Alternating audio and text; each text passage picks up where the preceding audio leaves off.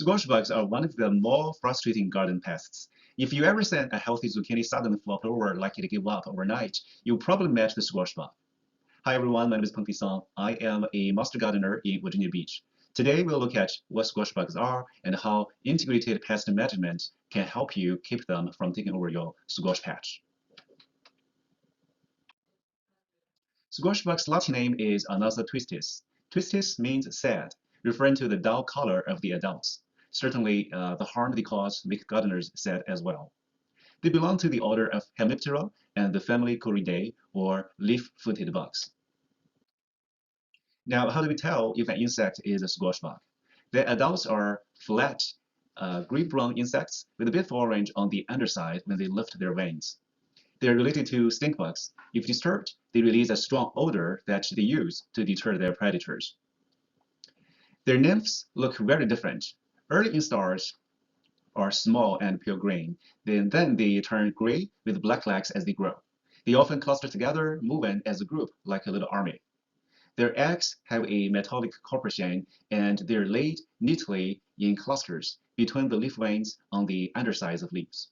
If you have seen them once, you will remember them for life. Now let's look at its life cycle. It starts with adults overwintering in plant debris, mulch, wood piles, or sheltered areas. In spring, they emerge and lay eggs that hatch in about 1 to 2 weeks. Nymphs go through 5 stages before becoming adults.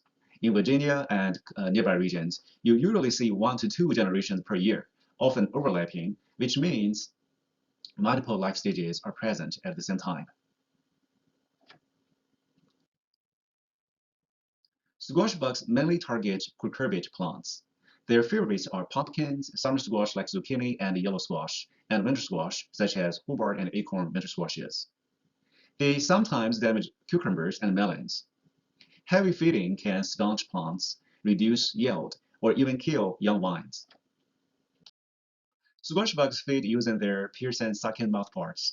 Damages often show up as stapling on leaves, wilting that resembles drought stress, and brown and crisp leaf edges, as shown in the photo on the left.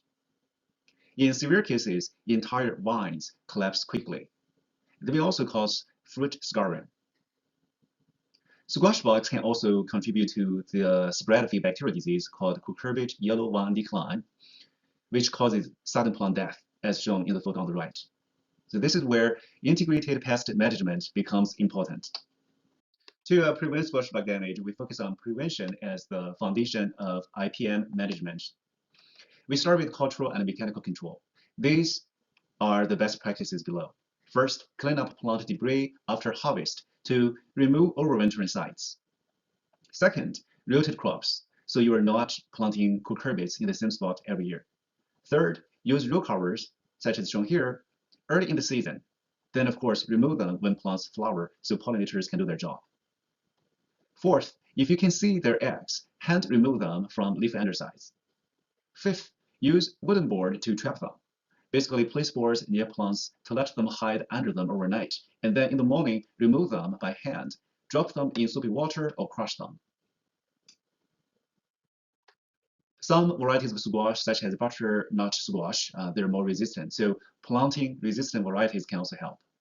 Finally, avoid over-fertilizing your plants because early lush plants attract more feeding.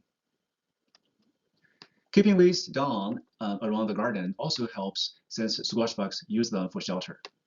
Squash bugs also have natural enemies. Ground beetles and spiders may feed on eggs and young nymphs. Technid flies can parasitize squash bugs. As shown here, they typically lay a single egg on the host, often near the thorax. The egg hatches into a maggot that burrows into the bug's body and eats it from the inside out. To attract these natural enemies, we should plant flowers and avoid using broad-spectrum insecticide. If you have heavy infestation, chemical control could be a last resort. However, adults are difficult to kill and they resist many insecticides. So most sprays work just on the young nymphs, especially those newly hatched ones. If needed, spray undersides of leaves in early morning or evening when they are more exposed. Avoid spraying during bloom to protect the pollinators. There are a few options, such as pyrethroids, like permethrin or bifenthrin, insecticidal soaps, and some systemic products that you can do a soil drainage, such as neonicotinoids that's normally used in commercial farms. In summary, squash bugs are easy to identify, but not easy to ignore. The best results come from prevention, cleaning up debris, rotating crops, removing eggs early, encouraging beneficial insects, and only using chemicals when absolutely necessary. For more information, visit the extension website of your state. With steady IPM practices, you can keep your squash healthy and productive without letting these bugs take over your garden.